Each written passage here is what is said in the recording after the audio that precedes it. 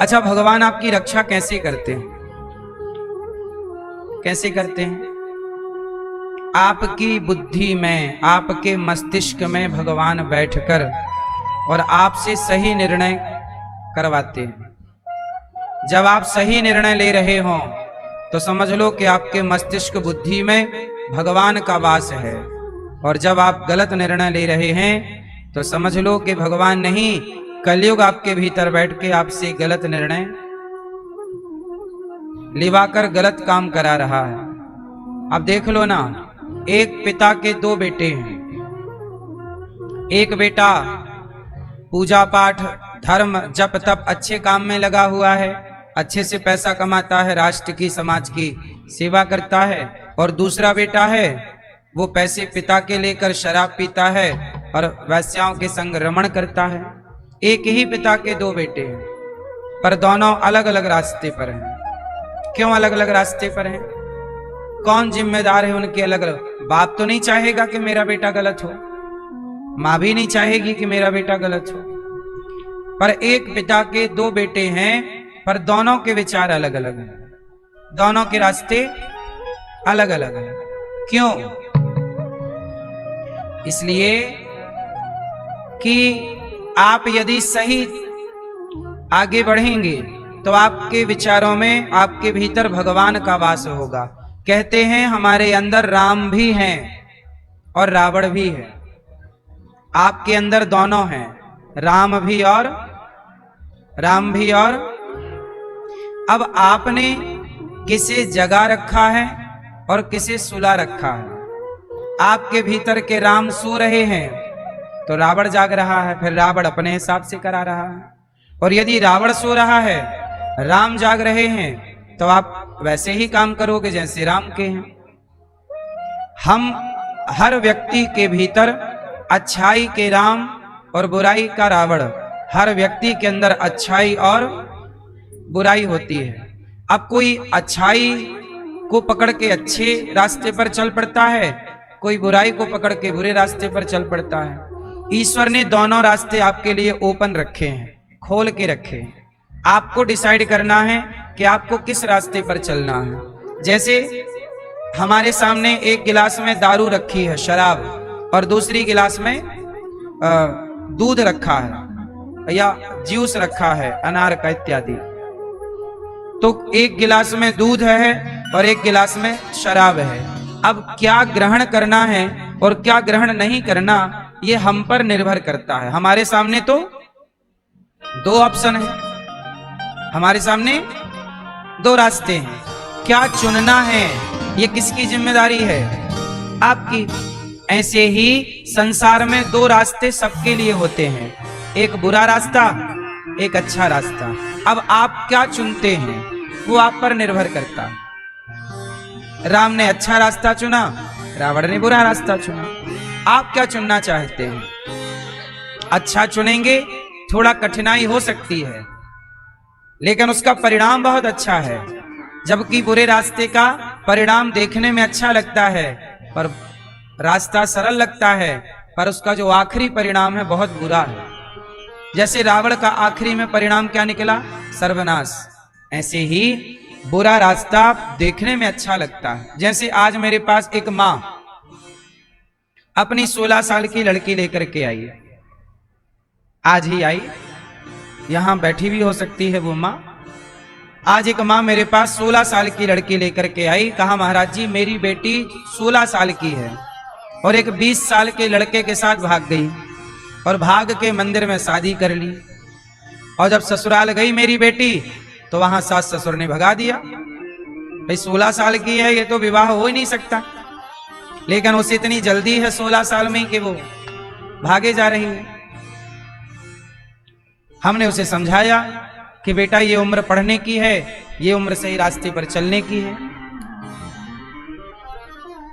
आप कैसे हैं ये कौन तय करता है? ये आपकी संगति तय करती है। बच्चे क्यों बिगड़ते हैं? बच्चों का दोष नहीं है, बच्चों को जो आज की संगति मिल रही है, संगत से गुण आते हैं, संगत से गुण जाएं। आपका एक गलत निर्णय सारी जिंदगी आपको कांटे की तरह चुभेगा। आपके जीवन का एक गलत निर्णय सारी जिंदगी आपको कांटे की तरह चुभेगा, और आपका एक सही निर्णय गुलाब की तरह आपको सारी जिंदगी महका के रखेगा। इसलिए कहता हूं, कोई भी निर्णय लो बहुत सोच करके, विचार करके। जवानी में बच्चे निर्णय ले नहीं पाते, इसलिए हम कहते हैं सही निर्णय लेने के लिए सही सत्संग चाहिए, सही गाइडेंस चाहिए, सही मार्गदर्शक चाहिए, सही गुरु चाहिए। अर्जुन के मार्गदर्शक भगवान कृष्ण हैं और दुर्योधन के मार्गदर्शक शकुनी हैं। आप लोग अपने बच्चों को अच्छा मार्गदर्शक दो। और मैं कहता हूं कि आप किसी को ना चुनो, आप भगवत गीता को चुनो। भगवत गीता के वचनों को आप मानो, कृष्ण को अपना गुरु मानो। कृष्णम वंदे जगत गुरु, कृष्ण के बताए रास्ते पर चलो। हम किस पे चलते हैं? पत्रकार हमसे पूछते हैं, आपने सुना भी होगा कई बार मेरा वीडियो, कई बार मेरे से पत्रकार बोलते हैं कि बताओ आप संविधान को चुनेंगे कि धर्म को चुनेंगे, संविधान को चुनेंगे कि भगवत गीता को चुनेंगे? ऐसा पत्रकार मेरे से पूछते रहते हैं। आप बताइए, संविधान को चुनना हो और भगवत गीता को चुनना हो, आप किसे चुनेंगे? किसे चुनेंगे? एक पत्रकार ने मेरे से पूछ लिया, पत्रकार अपने आप को ऐसा मानते हैं बहुत होशियार हैं। एक पत्रकार ने मेरे से पूछा कि आप भगवत गीता को चुनेंगे, धर्म को चुनेंगे कि संविधान को चुनेंगे? किसे मानते हैं आप? मैंने कहा भाई साहब हम तो धर्म को मानते हैं और संविधान का सम्मान करते हैं। उन्होंने कहा कि ये देश संविधान से चलता है। हमने कहा एक बात बताओ, आप सब बताना, मेरे प्रश्न का उत्तर देना। हमने उनसे पत्रकार महोदय से पूछा कि बताओ आप अपनी बहन को जब देखते हो तो धर्म की दृष्टि से देखते हो कि संविधान की नजर से देखते हो? अच्छा ये बताओ, आप अपनी पत्नी को भी देखते हो और आप अपनी बहन को भी देखते हो, दोनों को देखने का नजरिया एक ही है कि अलग अलग है? आप अपने पति को भी देखती हो और अपने पिता को भी देखती हो, दोनों को देखने का नजरिया एक है कि अलग अलग है? क्या एक हो सकता है? किसने रोका है? एक नहीं हो सकता नजरिया। ये किसने रोका? ये संविधान ने रोका कि धर्म ने? अरे भाई साहब, संविधान एक नियम है, एक नियमावली है। धर्म इस धरती पर जो आता है उसे धर्म से चलना होता है। ये मेरी बहन है, इसके साथ कैसा व्यवहार करूं ये संविधान तय नहीं करता, ये तो धर्म तय करता है कि बहन के साथ, माँ के साथ, बेटी के साथ क्या व्यवहार हो। यदि धर्म मर जाएगा तो व्यक्ति अपनी बेटी और अपनी बहन के साथ भी गलत व्यवहार स्टार्ट कर देगा।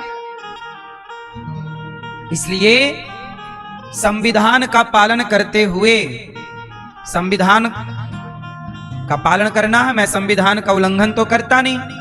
गीता पढ़ने वाला, धर्म पर चलने वाला संविधान का ज्यादा सम्मान करता है, जबकि गीता और धर्म को ना जानने वाला ये संविधान का पालन नहीं करते। गीता जानने वाला कभी देश से गद्दारी नहीं करेगा, भ्रष्टाचार नहीं करेगा, पर संविधान जानने वाले कितने भ्रष्टाचारी हैं आप खुद जानते हैं। सही है गलत है? गीता समझने वाला, धर्म पर चलने वाला 1 रुपए लेना पाप समझता है, बेईमानी का। सही है? पर बड़े बड़े नेताओं को तो संविधान का ज्ञान है, बड़े बड़े अफसरों को तो संविधान का ज्ञान है, लेकिन भ्रष्टाचार है या नहीं हमारे देश में? उत्तर दो। इसलिए भ्रष्टाचार संविधान के जानकारों से चल रहा है, धर्म के जानकारों से भ्रष्टाचार नहीं चल रहा है। क्या कहते हैं आप? इसलिए धर्म से चलना चाहिए। किससे चलना चाहिए? धर्म से। हम धर्म से चलते हैं तो किसी को परेशान नहीं करते। अब सोचिए, ये दास अनिरुद्ध धर्म से चलता है। मेरे पास गौरी गोपाल आश्रम में वृद्ध माँ रहती हैं। एक माँ यहां ऐसी है जिनका बेटा सरकारी अफसर है। एक बेटे ऐसा है कि कॉलेज में प्रोफेसर है। प्रोफेसर की मां, बड़े बड़े अफसरों की मां, गौरी गोपाल आश्रम में ऐसी कुछ माएं रहती हैं। अब ये लोग तो संविधान जानते हैं, भाई इतना बड़ा अफसर है, सरकारी है, तो संविधान तो जानता होगा। बोलो हाँ, लेकिन संविधान का पालन नहीं कर रहा है। धर्म, अब ये दास अनिरुद्ध, मैं तो संविधान नहीं जानता, मैं धर्म जानता हूं, इसलिए उनकी भी माओ के पांव दबाता हूं जिन माओ से मेरे खून का कोई संबंध नहीं है। ये संविधान थोड़ी कहता कि तुम पांव दबाओ, संविधान नहीं कहता कि तुम किसी के पांव दबाओ, पर धर्म कहता है कि अपने से बड़ों की चरण सेवा करनी चाहिए। इसका मतलब है धर्म से चलने वाला व्यक्ति यहां भी सुखी है और वहां भी सुखी है। इसलिए धर्म से चलो, धर्म ना छोड़ो। भाई के साथ कैसा व्यवहार करना है ये संविधान ना सिखाएगा, ये धर्म सिखाएगा। माँ के साथ कैसा व्यवहार करना है संविधान ना सिखाएगा, धर्म सिखाएगा। पत्नी के साथ कैसा व्यवहार होना चाहिए संविधान ना सिखाएगा, धर्म सिखाएगा। इसलिए साहब, जिसके जीवन में धर्म है वो बहुत सुखी है। इसलिए आपसे कहता हूं, रावण के जीवन में क्या नहीं था? क्या नहीं था? रावण के जीवन में धर्म नहीं था। और राम के जीवन में क्या है? राम का जीवन धर्म से है। कैसे? अब देखो कि रावण की बहन सूर्पनखा जब राम के पास गई तो राम जी ने सूर्पनखा को देखा भी नहीं। पराई स्त्री को नजर उठा के देखना भी नहीं चाहिए, धर्म यही कहता है।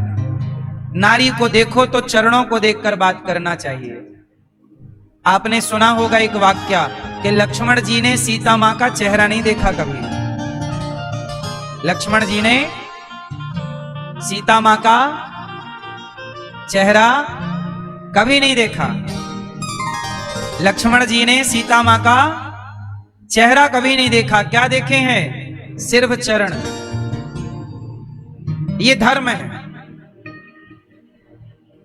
लेकिन संविधान कहता है, अभी एक नया कानून बना है, संविधान में एक नया कानून बना है, और वो कानून ये कहता है कि आप अपनी पत्नी के होते हुए एक पराई स्त्री के साथ लिव इन में रह सकते हैं। अपने पति के होते हुए आप दूसरे पुरुष के साथ लिव इन में रह सकते हैं। पराई स्त्री और पराई पुरुष के संग रहने की इजाजत कौन देता है? जोर से, जोर से। संविधान और सरकार दोनों आपको चरित्रहीन होने की इजाजत देते हैं, पर धर्म कभी आपको चरित्रहीन होने की इजाजत नहीं देता। लिव इन में रहने का कानून बन गया है, आपको पता है? मुझे लगा मैं आपको बधाई दे दूं। नए कानून की बधाई हो आप सबको। चरित्रहीन बनाने का कानून आ गया है भारत में। अब आप सोचिए, हमारा देश किससे चला है? आज तक सुरक्षित रहा तो किससे? जोर से, धर्म से। इसलिए संविधान आपको चरित्रहीन बना रहा है और धर्म आपको चरित्रवान बना रहे हैं। अब आप देख लो कि आपको अपने बेटे को, बेटी को धर्म से चलाना है या संविधान से। इसलिए मेरा मानना है, किसी का मर्डर ना करो, किसी को मारो ना, किसी के चोरी ना करो, गलत ना करो। और मुझे लगता है जो धर्म से चल रहा है वही कानून का पालन कर रहा है। जो धर्म से नहीं चल रहा वो कानून तोड़ रहा है। वो यहां का भी कानून तोड़ रहा है और ईश्वर का कानून भी तोड़ रहा है। इसलिए जाने ना देना धर्म, करना लोभ मत धन धाम का, और धर्म ही जाता रहा तो धन रहा किस काम का। धर्म ही जाता रहा तो धन रहा किस काम का। इसलिए धर्म के रास्ते पर चलना है, धर्म ना छूटे। हम लोगों ने कथा में सुना कि भगवान ने गोवर्धन उठा लिया। बोलिए गिरिराज धरण भगवान की। भगवान ने एक उंगली से गिरिराज जी को उठाया, गोवर्धन। क्या उठा लिया? क्या उठाया? गोवर्धन का मतलब क्या है? गोवर्धन का मतलब क्या है? गाय का वर्धन। गो मतलब गाय का, वर्धन मतलब गोवर्धन। भगवान कृष्ण क्या कर रहे हैं? गौ माता का वर्धन मतलब गाय की रक्षा, गाय की सेवा का एक संकल्प समाज को दिला रहे हैं। गाय चरा रहे हैं कन्हैया, गाय के थन में मुंह लगाकर दूध पी रहे हैं। मैया यशोदा गौमूत्र से भगवान कृष्ण को स्नान करा रही हैं। गौ माता जहां बंधती है, गौ माता के पग की धूल से स्नान कराती है।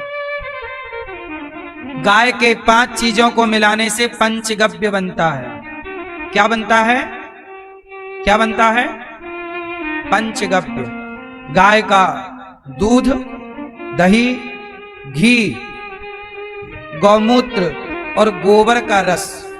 और ये याद रखिएगा, आजकल आप लोग ये भी भूल गए कि गाय किसे कहते हैं। जरा बताओ भैया, गाय किसे कहते हैं? गाय नहीं, कितने तरह की गाय होती है? नहीं, फिर ये भारत के लोग भूल चुके। आने वाले टाइम पे कोई सुअर खड़ा कर देगा, कह देगा ये गाय है, आप मान लोगे, क्योंकि आपको असली गाय की पहचान तो फिर सुअरी को ही गाय मानना, क्योंकि असली गाय की तो पहचान आप गवा चुके होंगे। बेटा आपको पता है असली गाय, देसी गाय किसे कहते हैं? क्या पहचान है देसी गाय की? नहीं, कितने तरह की गाय होती है? नहीं, आप बताओ।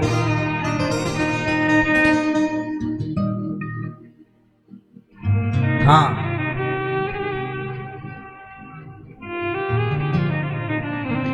गाय जिसे गाय कहते हैं वह देसी गाय है। देसी गाय की पहचान होगी कि उसके गले के नीचे झालर लटकी होगी।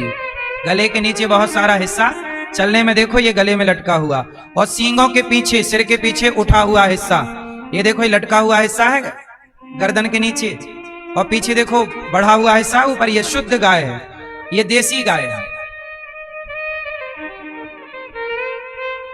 सिर पीछे ये बढ़ा हुआ हिस्सा सिर के पीछे।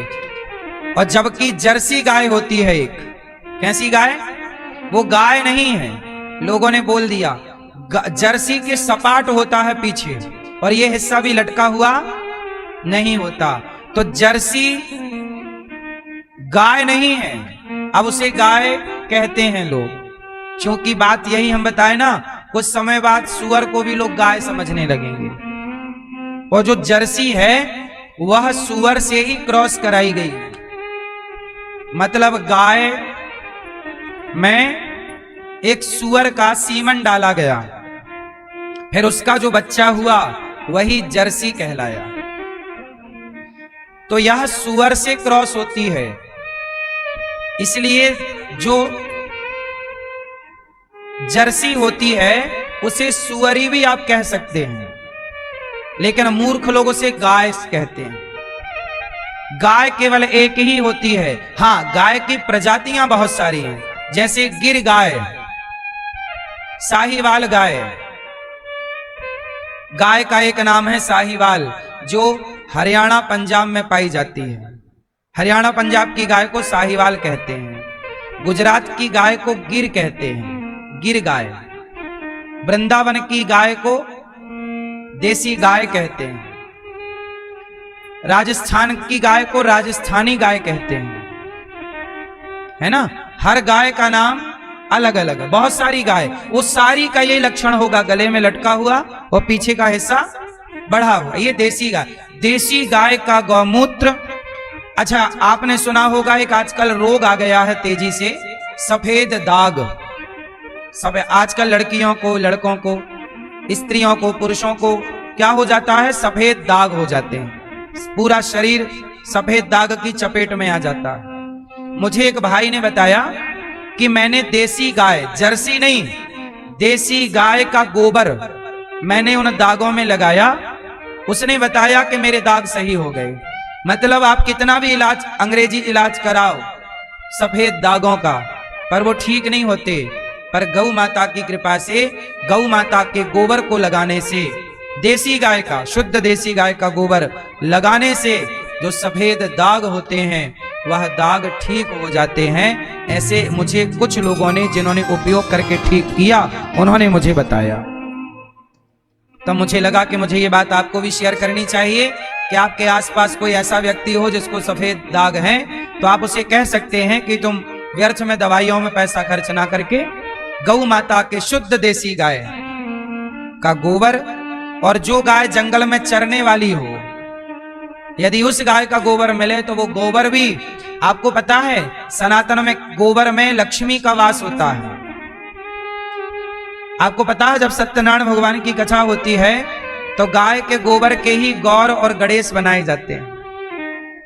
आजकल की मॉडल दुनिया जो है वो गोबर से नाक सिकोड़ने लग गई है, वरना तुम्हारी दादी परदादी, नानी परनानी तो गोबर से ही अपने चौका आंगन लीपती थी, और दीपावली और कोई भी तीज त्योहार आए तो घर की सुंदरता गाय के गोबर से ही होती थी। बोलो हाँ। अब आज के जमाने में लोग बदल गया, पहले गाय की सेवा करते थे, अब कुत्तों की सेवा चल रही है। पहले गाय का गोबर उठाते थे, अब कुत्ते की पट्टी उठा रहे हैं। गाय का गोबर उठाते तो लोग कहते हैं गंवार है, और कुत्ते की पट्टी उठाने वाली को कहते हैं बहुत मॉडर्न है। इतना ही बदला है जमाना, और ज्यादा क्या है। गाय के गोबर से कुत्ते की पट्टी तक आ गए, है ना। आजकल गौमूत्र पीने में, पंचगव्य पीने में शर्म आती है, और बिल्ली की पट्टी की कॉफी पीने में मजा आता है।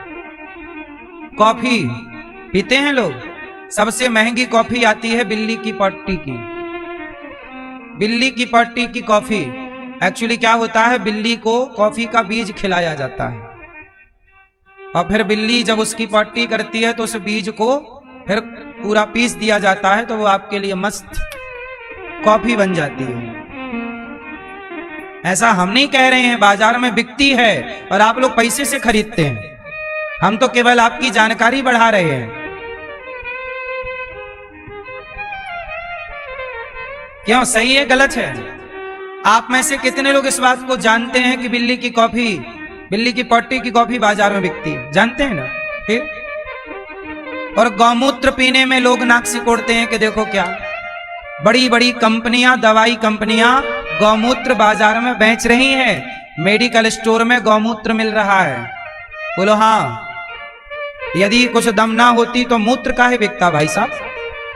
इस धरती पे मूत्र भी यदि बिक रहा है तो केवल गौमूत्र ही बिक रहा है, और किसी का नहीं बिक रहा है। बोलो हाँ। इसलिए गाय कौन है? समुद्र मंथन हुआ, गाय कहां से प्रकट हुई? गाय समुद्र, गाय वहां से प्रकट हुई जहां से अमृत प्रकट हुआ। अमृत कहां से प्रकट हुआ? समुद्र मंथन से। गाय कहां से प्रकट हुई? इसलिए कहता हूं, बाजार का दूध, बाजार का दही, बाजार का पनीर, बाजार का घी मत खरीदो, सब मिलावटी है। एक गैया घर पे रख लो, मस्त दूध दही का आनंद लो, ओरिजिनल। स्वस्थ रहो। बच्चों को मिलावटी, कोई कितना भी सिर पटक के कहे कि ये दूध, ये घी असली है, पर बाजार के घी पे भरोसा मत कीजिए। बाजार के घी पर भरोसा। असली घी कौन है? जो आपके घर में गाय है, आप दूध निकालते हैं, उसको जमाते हैं, उसका मंथन करते हैं, वही घी असली है। बाजार का घी, बाजार में दूध बिकता है। चलो बताओ बाजार में दूध किसका होता है? बाजार में गाय का दूध मिलता है? उत्तर दो जोर से। पहली बात तो ये आपकी जानकारी मैं दे दूं कि बाजार में गाय का दूध मिलता ही नहीं है। देसी गाय जो होती है वो इतना है ही नहीं किसी के पास देसी गाय। या तो भैंस होगी, अच्छा भैंस का दूध भी सही है। यदि दूध बुरा है, बकरी का दूध भी बहुत अच्छा होता है। किसका दूध? जोर से। या तो भैंस का दूध हो। अच्छा भैंसों को क्या करते हैं डेयरी फार्म वाले? इंजेक्शन लगा के दूध निकालते हैं। नेचुरल दूध का प्रोसेस क्या है? जब तक बछड़ा पीता नहीं है तब तक गाय दूध देने की स्थिति पे नहीं आती। पिएगा फिर दूध वो थनों में भरती है गाय या भैंस या बकरी, सबका यही प्रोसेस है। लेकिन जो डेयरी वाले होते हैं वो इंजेक्शन, यदि भैंस को भैंसा हो, भैंसी हो गई, बछड़ी हो गई उसकी, तब तो रखते हैं। डेयरियों में यदि भैंस के बच्चा बछड़ा हो गया, नर हो गया समझ लो, तो वो उसे मार डालते हैं। फिर पूरे टाइम इंजेक्शन लगाते हैं, इससे वो दूध भरती है थनों में, फिर वो लगाते हैं। तो वो दूध इंजेक्शन वाला दूध होता पहला। दूसरा, बाजार में दूध मिलता है जर्सी का, और जर्सी एक सुअरी है। जर्सी क्या है? सुअर से क्रॉस कराई हुई एक ब्रीड है जर्सी। तो बाजार का दूध या तो भैंस का दूध अच्छा होता, मैं भैंस के दूध को बुरा नहीं, पर कौन सी भैंस? जो आपके घर पे है। हम कहते हैं भैंस भी रख सकते हैं आप, नेचुरल भैंस का बच्चा हो वो पिए, आप लगाओ, वो सही है। इंजेक्शन मार के वो गलत है। तो दूध जो है, बाजार का दूध तो जहर है। आप जब दूध खरीदते हो तो पैकेट में गाय का चित्र बना रहता है, लेकिन गाय कहां धरी है? कहां गाय है? याद रखिएगा। लोहा महंगा है कि सोना? जोर से। क्यों महंगा है? सोना क्यों महंगा है? क्योंकि सोने की मात्रा कम है। जिसकी मात्रा कम होती है वो चीज महंगी, और जिसकी मात्रा ज्यादा है। अब आपको सुनाऊं, देसी गाय टाइम पर ज्यादा से ज्यादा 5 लीटर दूध देती है। अच्छी क्वालिटी की देसी, वरना देसी गाय 2, 2.5, 3 लीटर दूध देती है। देसी गाय कितना? देसी गाय इतना दूध देती है कि आपके घर का गुजारा। एक टाइम पर 2 देगी, अगले शाम को फिर 2 दे देगी। देसी गाय कितना दूध देती है? 2 लीटर, दिन भर में 4। और अच्छी नस्ल होगी, गिर गाय होगी तो 5 लीटर एक टाइम पर देगी, 5 लीटर 10 लीटर दे देगी। और अच्छी होगी तो 12-14 लीटर दूध भी देसी गाय देती है। अच्छी क्वालिटी की गाय 14-15 लीटर दूध भी दिन भर में देती है। बोलो हाँ, ठीक है। लेकिन जो जर्सी होती है वो दिन भर में 20 लीटर दूध देती है। जो भैंस होती है वो दिन भर में 20-25 लीटर दूध देती है। तो आपको मैं एक चीज बताऊं, जो देसी गाय है वो 2 लीटर 4 लीटर दूध देगी, तो 2 लीटर 4 लीटर दूध देसी गाय का कौन किसे देगा? अच्छा, देसी गाय का 2 लीटर दूध और जर्सी का 100 लीटर दूध, उसके 100 लीटर दूध में भी जो गुण नहीं है वो देसी गाय के 1 लीटर दूध में पर्याप्त तो गुण होते हैं। इसलिए कहता हूं, कम खाओ बेहतर खाओ। 100 लीटर दूध की जरूरत नहीं है, 1 लीटर दूध मिले हमें, पर देसी गाय का मिले। आपका बच्चा 1 गिलास दूध पिए पर देसी गाय का। लेकिन यह संभव तब है जब आपको गायों से प्यार होगा। जब आपको गायों से क्या होगा? मेरी बात सही है कि गलत बोल रहा हूं मैं? सही है। मेरे पास गाय हैं, मैं गायों की सेवा करता हूं, बचपन से करता हूं, आज का ही नहीं हूं। मेरे बचपन से मैं गाय की खूब सेवा करता था। आज भी करता हूं। आपसे प्रार्थना करता हूं कि गाय की सेवा करो और बच्चों के स्वास्थ्य के साथ खिलवाड़ ना करो। 2 पैसे कम कमाओ पर खाओ पियो अच्छा। आजकल आप पैसा बहुत कमा रहे हैं पर हर मिलावटी चीज आप खा रहे हैं, नहीं खा रहे हैं। एक छोटा सा मैं उदाहरण आपको देता हूं। मेरी कोई भी बात गलत हो तो आप बोलिएगा, सुनिएगा। बहन और मेरी माँ, एक छोटा सा सवाल पूछता हूं, उत्तर देना। बताओ, अनार का जूस यदि आप घर पे बनाते हो, अनार खरीद के लाओ, दाने इकट्ठे करो और दाने से जूस बनाओ, अनार के 1 गिलास जूस। अब बताओ वो 1 गिलास जूस कितनी देर में खराब हो जाएगा यदि रखा जाए तो? कितनी देर चलता है, कितने घंटे? आंसर दो, कितनी देर में? जोर से हैं? आप लोग बताओ। हैं? 1 घंटा। 1 घंटे के अंदर वह जूस खराब हो जाता है। 5 घंटे में तो बदबू आ जाएगी। सही है गलत है? अब मुझे आप लोग उत्तर दो कि जब आपके घर का नेचुरल अनार का रस आधे घंटे में खराब हो, इसलिए कहते हैं रस बनाओ और तुरंत पी लो। रस बनाओ और तुरंत पी लो।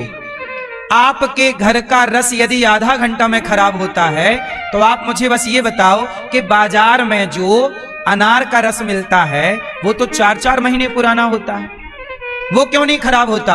अब आप बताओ जोर से। क्योंकि वो अनार का रस नहीं है, पूरा केमिकल है। और पढ़ी लिखी जनरेशन वही पी रही है कि नहीं? वो कह रहे हैं हम पढ़े लिखे हैं। तुम गंवार हो 1 नंबर के। पढ़ा लिखा वो है जो अनार खरीद के लाता है, उसके दाने खाता है या घर पर रस पीता है उसका, वो पढ़ा लिखा है। जो बेवकूफ बाजार का पैकेट बंद खरीद रहा है वो काय का पढ़ा लिखा है? पढ़ा लिखा होता तो तुझे इतनी तो बात समझ में आ ही जाती। इतनी सी बात कॉमन सेंस नहीं लगाए तो तुम किस बात के पढ़े लिखे हो? बाजार की हर वो पैकेट बंद चीज जो पैकेट बंद है, सील पैक है, सब कुछ बुरी है। सही है? हर प्रकार का रस बुरा है बाजार का। हम कहते हैं संतरे घर पे लाओ, अनार घर पे लाओ, और आप घर पे संतरे का, घर पे अनार का रस निकालो।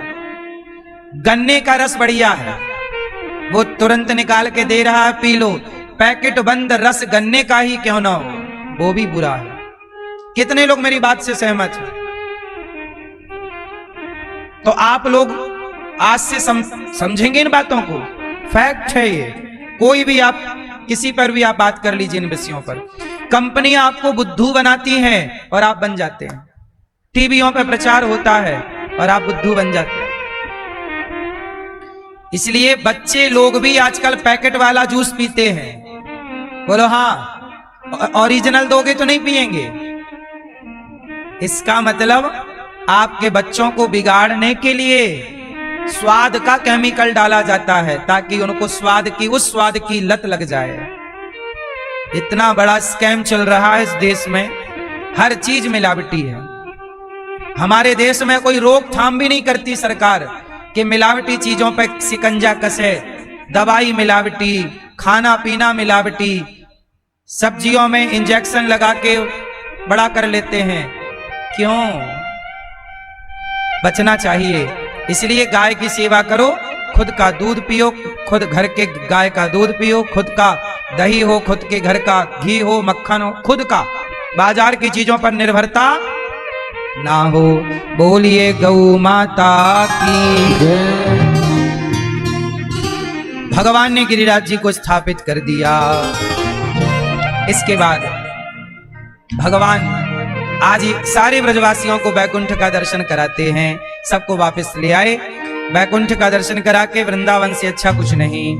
भगवान पिता रात्रि शरदोत्फुल्य मल्लिका वीक्षरन्तुं मनश्चक्रे योग मायामुपाश्रितः।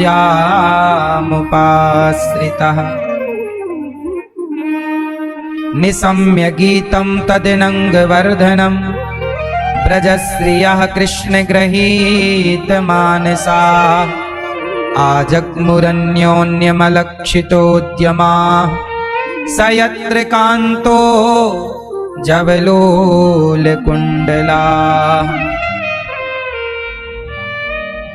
निशम्य गीतं तदनङ्गवर्धनम् निशम्य गीतम।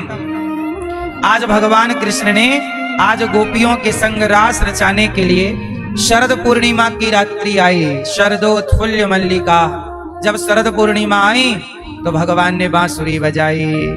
गजब की बांसुरी बजती है वृंदावन बसैया की, करूं तारीफ मुरली की या मुरली के बजैया की। आज भगवान ने बांसुरी बजाई, सारी गोपियां अपने काम पे लगी थीं। और जब शरद पूर्णिमा की रात्रि को भगवान ने अधरों पे बांसुरी रखी और जब बजाई तो सारी गोपियां अपना काम धाम छोड़ छोड़ कर बांसुरी की तान जब कानों से हृदय तक पहुंची तो मानो उस बांसुरी की तान में कृष्ण के स्वर थे और भगवान बुला रहे हैं, राधा, ललिता, विशाखा, चंपकलता आओ। मानो सबको भगवान बुला रहे, सबका आवाहन कर रहे हैं। सारी गोपियां अपने काम को स्थगित करके दौड़ती हैं, मेरे प्रभु बुला रहे हैं। हमने सारी जिंदगी उस परमात्मा को पुकारा, आज वो हमें पुकार रहे हैं। यही तो भक्ति की सार्थकता है कि भगवान को तब तक पुकारो कि जब तक वो आपको ना पुकारने लग जाएं। है ना मेरी माँ? सारी गोपियों ने भगवान को जब सुना कि पुकार रहे हैं, सारा काम धाम गोपियों ने स्थगित कर दिया।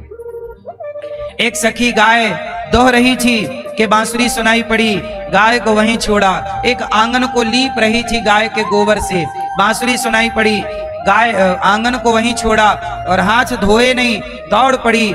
एक सखी भोजन बना रही थी कि बांसुरी सुनाई पड़ी, वहीं सब पात्र छोड़े। एक सखी आंखों में काजल लगा रही थी कि काजल एक में लगा दूसरे में नहीं लगा, दौड़ पड़ी सखी। एक सखी तो अपने पति की सेवा कर रही थी, पति को छोड़ा। एक सखी पुत्र को, छोटा बच्चा था, दूध पिला रही थी और जैसे ही बांसुरी सुनी तो वो बच्चे को वहीं छोड़ी और दौड़ पड़ी कृष्ण से मिलने के लिए।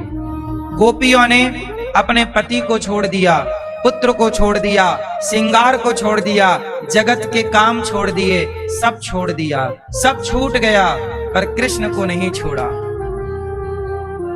सब छोड़ दिया पर भगवान को नहीं छोड़ा। अब मुझे एक बात बताइए, गोपियां सही कर रही हैं कि गलत? सब छोड़ रही हैं, पति को छोड़ दिया। अच्छा ये बताओ, पति को छोड़ देना चाहिए कि नहीं? नहीं, नहीं छोड़ना चाहिए। अच्छा ये बताओ, मां को छोड़ देना चाहिए कि नहीं? उत्तर। अच्छा बाप को छोड़ देना चाहिए कि नहीं? अच्छा ये बताओ, पिता की बात माननी चाहिए कि नहीं? अच्छा मां की बात माननी चाहिए कि नहीं? जोर से। मां की बात माननी चाहिए कि नहीं? जोर से। तो फिर भरत जी ने माता की बात क्यों नहीं मानी? कैकेयी मां कह रही थी कि भरत राजा बन जाओ अयोध्या के, भरत जी ने मां की बात क्यों नहीं मानी? आप कह रहे हो ना मां की बात माननी चाहिए, तो भरत जी ने मां की बात क्यों नहीं मानी? आंसर दो।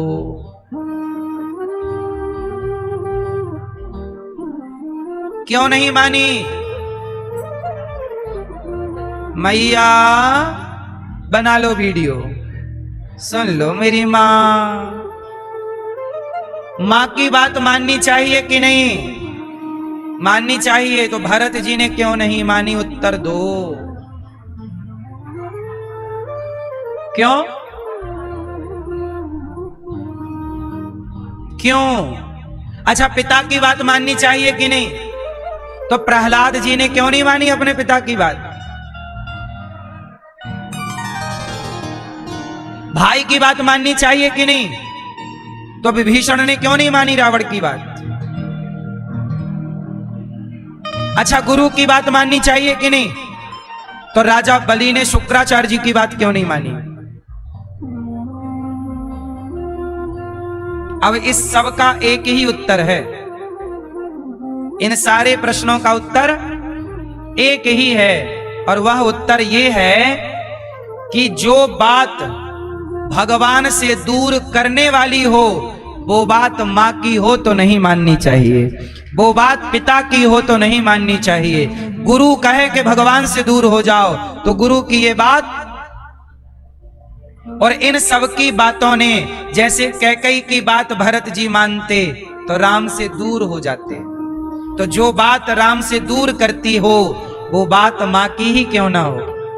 माँ भी यदि मुझे भगवान से दूर करे तो मुझे माँ की हर बात माननी चाहिए, पर भगवान से दूर करने की बात माँ कहने लग जाए तो माँ की ये बात नहीं माननी चाहिए। भगवान से दूर पिता की हर बात माननी चाहिए, परंतु भगवान से दूर करने की बात पिता की भी हो तो प्रहलाद जी ने पिता की बात नहीं मानी। हिरण्यकश्यपु यही तो कहता था, विष्णु को भूल जा, मैं तेरा भगवान हूं। प्रहलाद जी बोले नहीं, आपकी बात मुझे भगवान से दूर कर देगी, मैं आपकी ये बात। शुक्राचार्य जी कहते हैं बलि से, तू ये विष्णु वामन को दान मत कर, 3 पग भूमि, ये वामन नहीं 53 है, ये विष्णु है। बलि ने शुक्रा गुरु जी की बात भगवान से दूर करने की बात गुरु भी करे तो ऐसे गुरु का भी परित्याग कर देना चाहिए। माँ का, पिता का, भाई का, कौन सी बात करे तो कि भगवान से दूर हो जाओ। जो व्यक्ति हमें भगवान के पास ले जाए वो बड़ा है, और जो भगवान से दूर करे वो नहीं है हमारा। इसलिए भगवान के करीब पहुंचने और पहुंचाने की बात स्वीकार है, भगवान से दूर करने की बात स्वीकार।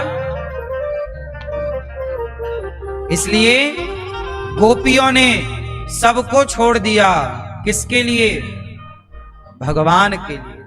अच्छा एक बात बताओ, सब कुछ तो छोड़ना ही पड़ेगा, आप छोड़ो या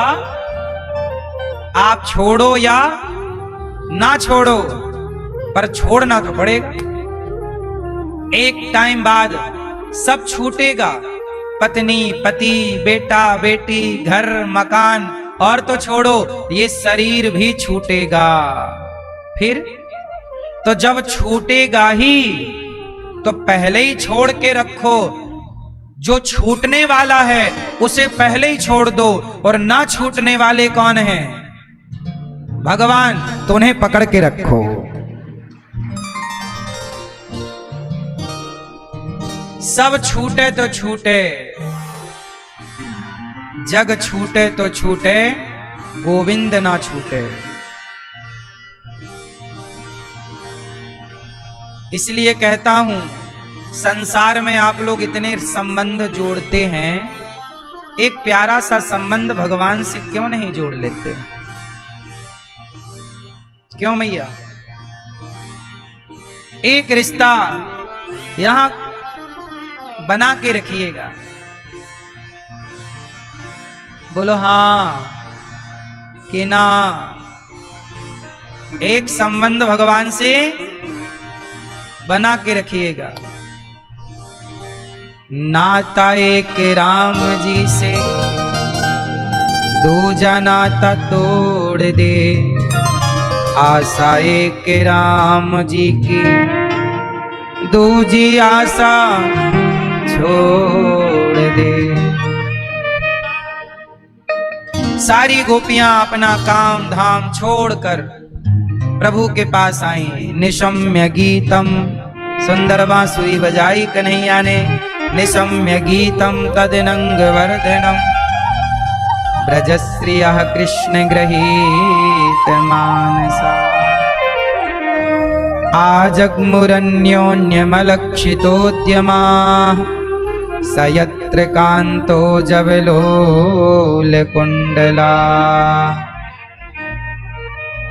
दुहन्त्योऽभिययो काश्चित् दोहं हित्वा समुत्सुका। सारी गोपियां जब काम धाम छोड़कर आई तो स्वागतम वो महाभागा प्रियम किम करवाणि वः ब्रजस्य नामयं कच्चित् ब्रूता गमन कारणम। सारी गोपियां आई, भगवान ने गोपियों को कहा आओ। जब गोपियां आई तो कन्हैया बांसुरी बजा रहे थे। गोपियां बोली वाह, गोपियां बोली देखो हमारी सौतन को चिपकी है अधरों से। गोपियां अपनी सौत किसे मानती हैं?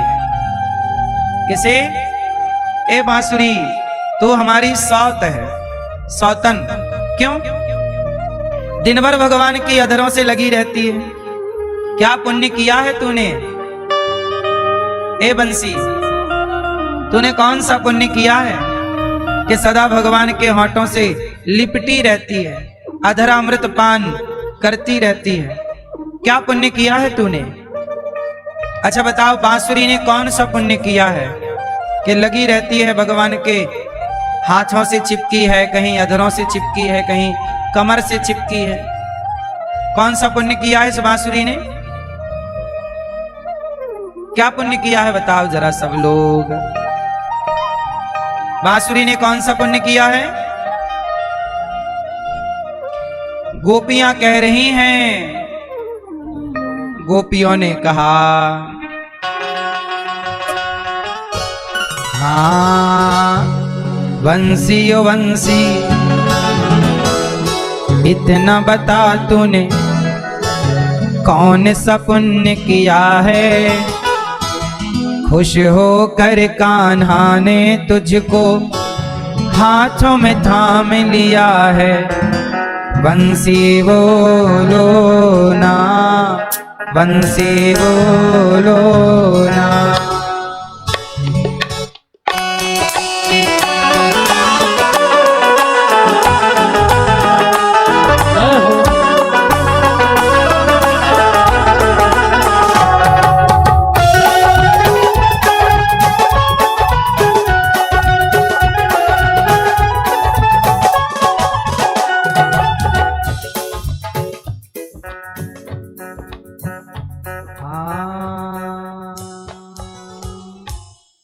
बंसी ओ बंसी इतना बता तूने कौन सा पुण्य किया है। बंसी ओ बंसी इतना बता तूने कौन सा पुण्य किया है, खुश होकर कान्हा ने तुझको हाथों में थाम लिया है। बंसी बोलो ना, बंसी बोलो ना, बंसी बोलो ना। बंसी ओ बंसी इतना बता तूने कौन सा पुण्य किया है। बंसी ओ बंसी इतना बता तूने कौन सा पुण्य किया है, खुश होकर कान्हा ने तुझको हाथों में थाम लिया है। बंसी बोलो ना, बंसी बोलो ना, बंसी बोलो ना, बंसी बोलो ना।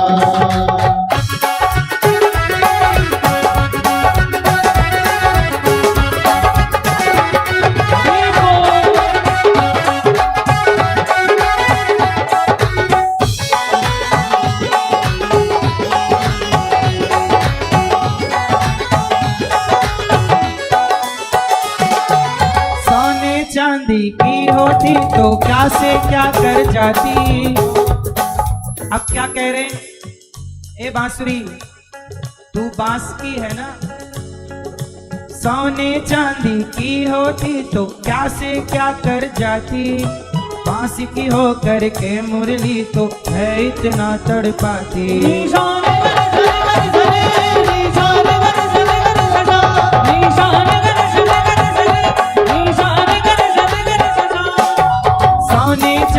की होती तो क्या से क्या कर जाती। बांस की हो करके मुरली तो है इतना तड़पाती। सबको वश में करने वाली हो, सबको वश में करने वाली श्याम को वश में किया है। सबको बस में करने वाली श्याम को बस में किया है। खुश होकर कान्हा ने हमको हाथों में थाम लिया है। बंसी बोलो ना, बंसी बोलो ना, बंसी बोलो ना, बंसी बोलो ना।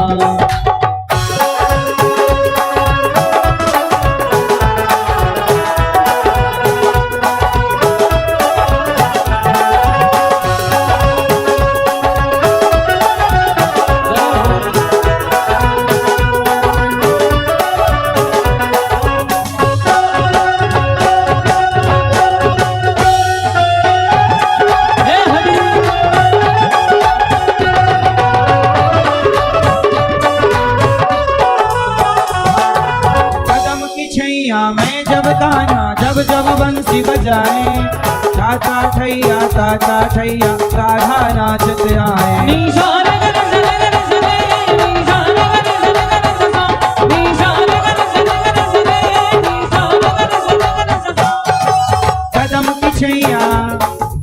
कदम की छैया मैं जब कान्हा जब जब बंसी बजाए, ताता थैया राधा नाचत आए। मुरली की धुन जिसने सुनी है,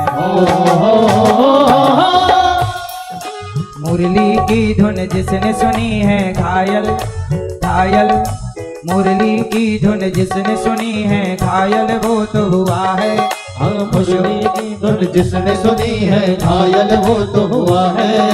खुश होकर कान्हा ने हमको हाथों में थाम लिया है। बंसी बोलो ना, बंसी बोलो ना, बंसी बोलो ना, बंसी बोलो ना।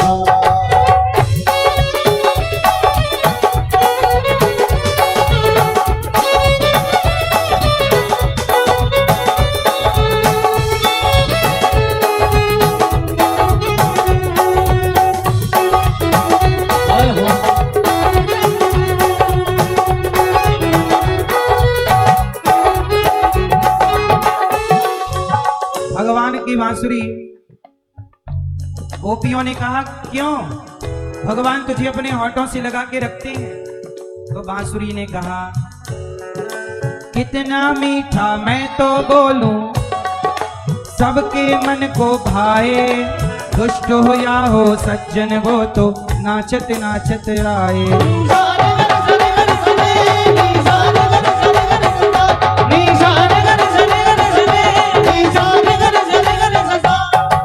कितना मीठा मैं तो बोलूं, सबके मन को भाए।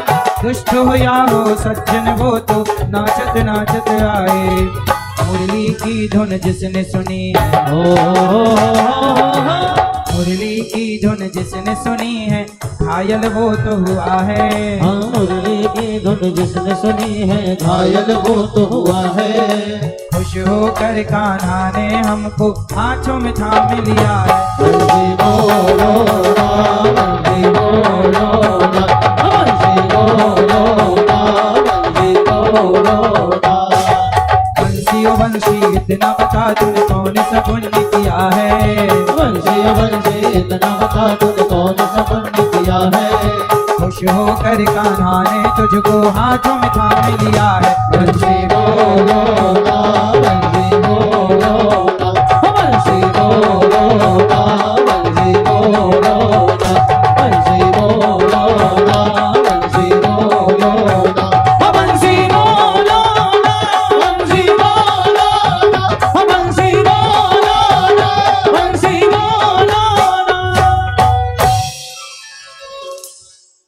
बांसुरी से कहा क्यों तुझे भगवान इतना प्यार क्यों करते हैं बांसुरी? तब बांसुरी ने कहा कितना मीठा बंसी बोले, सबके मन को भाए। बांसुरी जब बजती है तो कैसी बजती है? हाँ, ऐ शाम तेरी बंसी पागल कर जाती है, मुस्कान तेरी मोहन घायल कर जाती है।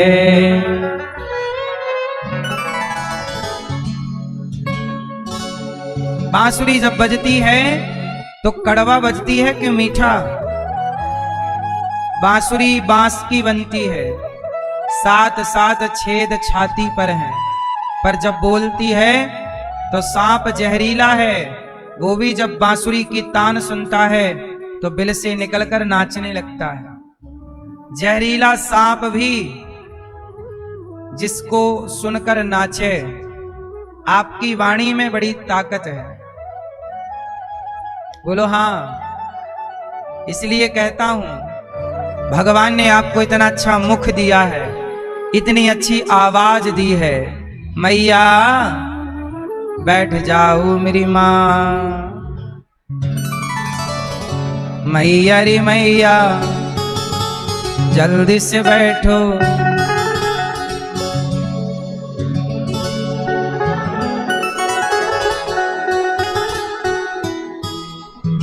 हाँ, भगवान ने आपको क्या दिया है? सुंदर सी आवाज,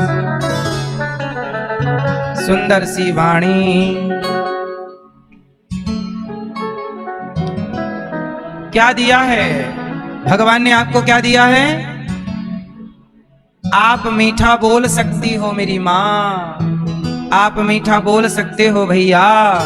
इसलिए कहता हूं कागा, बोलो कागा।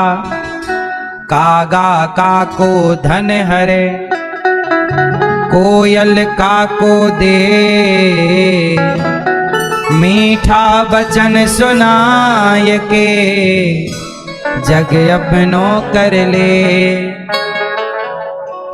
कौआ किसी के घर चोरी नहीं करता, पर कौआ की काव काव कोई नहीं सुनता।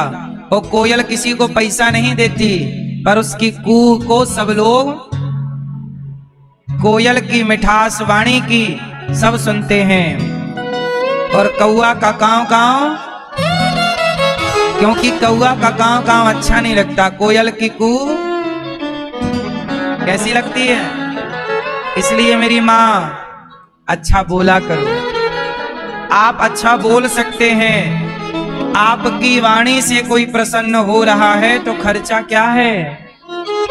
इसलिए अच्छा बोला करो। वाणी ऐसी बोलिए मन का आपा खोए, औरन को शीतल करे, आपहु शीतल होए। मैया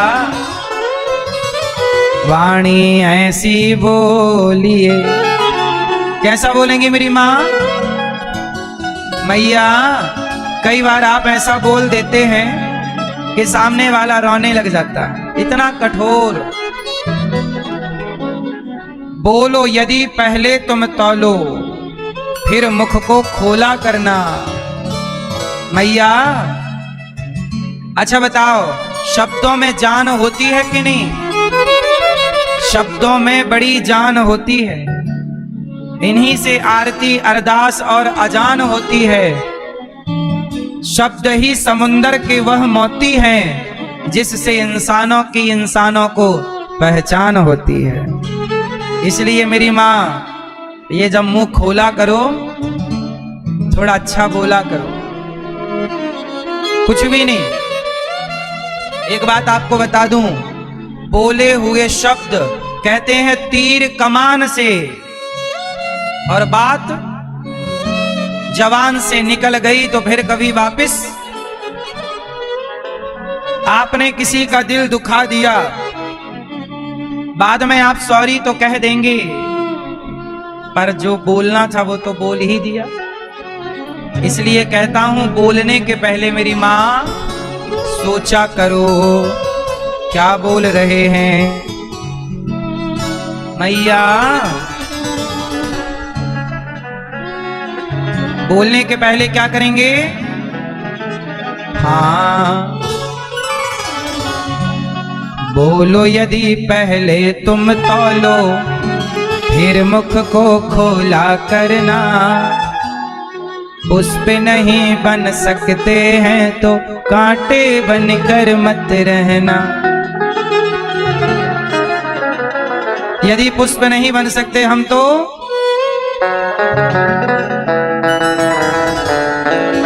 अच्छी वाणी बोला करो। तो आज से आप लोग कैसा बोलेंगे?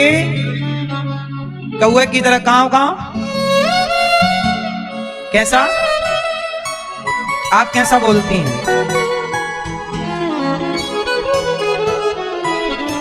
आप कैसा बोलती हैं? अच्छा, शादी हो गई आपकी? पति से अच्छा बोलती हो?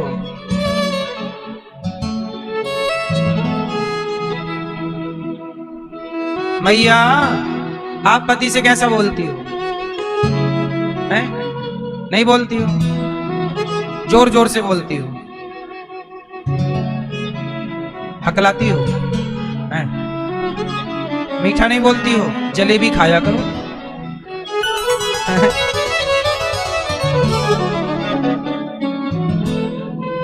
आप कैसा बोलती हो अपने पति से? पति, आपकी पत्नी कहाँ है? आपकी पत्नी कहाँ है? लाए हो? आप पत्नी लाए हो अपनी? आपसे पूछ रहे हैं, लाए हो? आप अपनी पत्नी से कैसा बोलते हो? कड़वा, मीठा। दादाजी, आपकी पत्नी कहाँ है? कैसा बोलते हैं आप? हैं? कैसा? सही मीठा बोलते हैं। मीठा बोला करो, रोज रोज आई लव यू बोला करो।